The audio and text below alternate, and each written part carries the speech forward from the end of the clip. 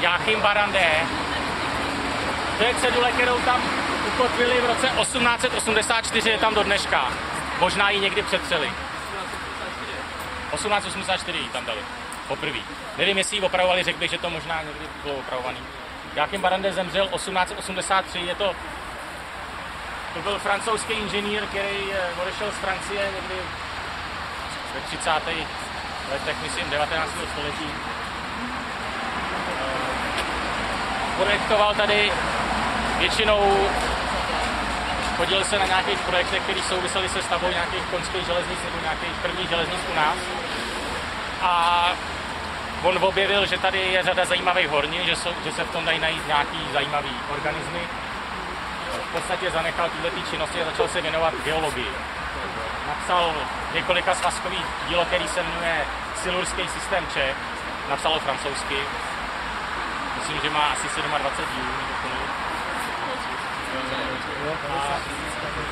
50 000 kamělin tady kolega napovídá.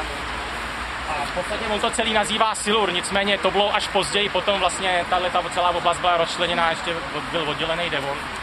V té době to bylo jako poměrně, bych řekl, ojedinělý a revoluční dílo, protože popsal neuvěřitelné množství skamenělin a ty názvy se používají do dneška. Jo. Řada těch názvů má, přestože jsou latinsky, tak je vidět, že to má nějaký český základ.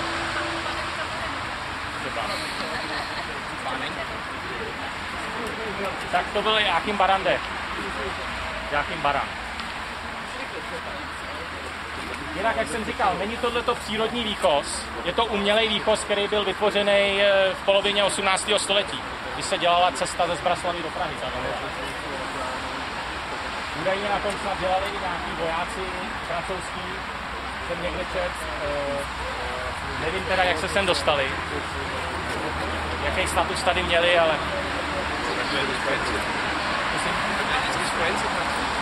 Jo, asi jo. Ale tady u nás je vláčka, jak jsem dělala vždycky dobře, tak se dělat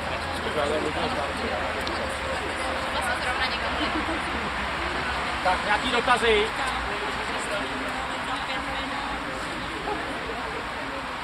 Tak.